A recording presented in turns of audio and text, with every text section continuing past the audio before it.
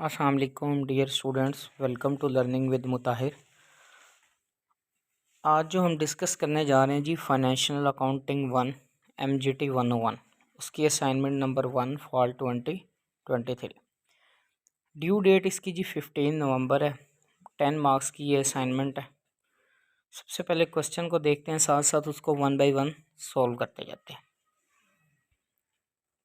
अच्छा जी, सबसे पहले वो क्वेश्चन के अंदर ना ये अकाउंटिंग इक्वेशन के बेसिकली ये टॉपिक से रिलेटेड है। अकाउंटिंग इक्वेशन आपने पढ़ा हुआ है कि भाई एसेट्स हमारे इक्वल होते हैं किसके, लाइबिलिटीज़ प्लस कैपिटल के।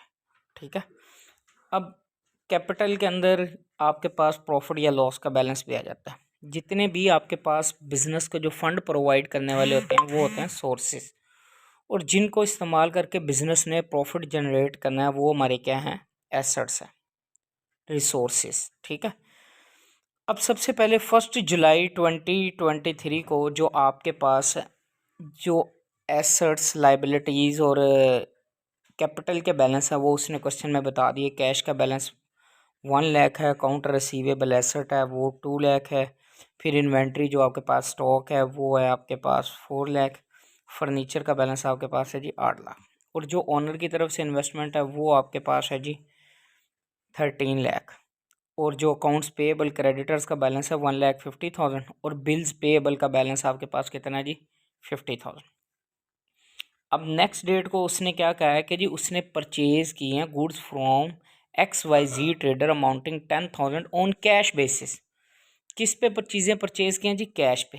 आगे वो बता रहा है subject to a trade discount 10%, और ट्रेड डिस्काउंट का बुक्स ऑफ अकाउंट्स में रिकॉर्ड नहीं होता। ठीक है, ना बायर की बुक में रिकॉर्ड होता है ना सेलर की बुक में। अब तो यहाँ गुड्स परचेज किए हैं 10,000 कैश पे परचेज किए हैं। अब एक तो वो चेंज आ जाएगा, आपका कैश कम हो गया। दूसरा चेंज कि आपकी जो गुड्स परचेज की उससे आपकी इन्वेंट्री का बैलेंस क्या हो गया, ज़्यादा। अब ट्रेड डिस्काउंट का बुक्स ऑफ अकाउंट्स में रिकॉर्ड नहीं होता। 10% है, 10,000 का 10% ले लें, आपके पास 1,000 आ जाएगा। तो 10,000 में से 1,000 लेस कर दें, 9,000 के आपने ये गुड्स परचेज किए हैं।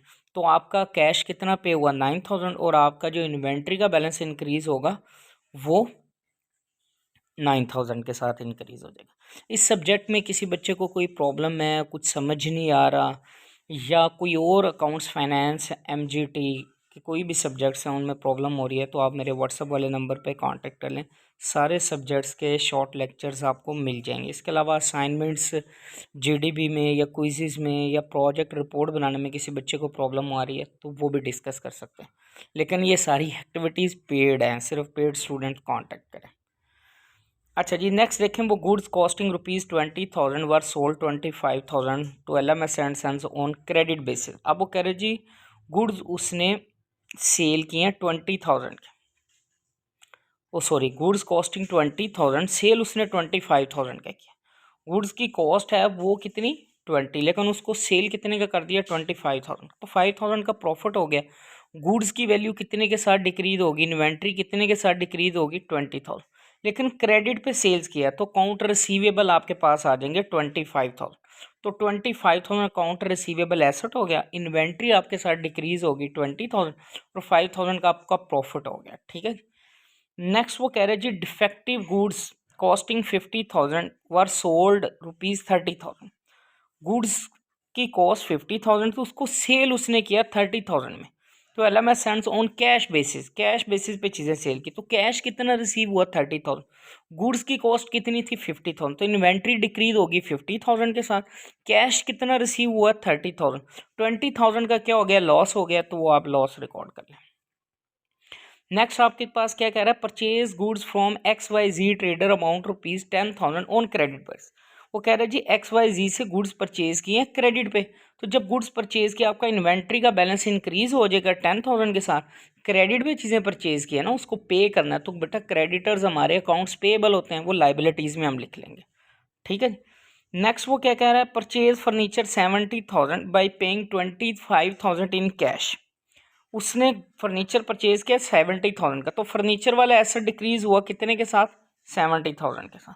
कैश कितना पे किया 25,000, तो रिमेनिंग कितना पे करने वाला आपके पास है, कहता है रिमेनिंग आपके पास है जी 45,000।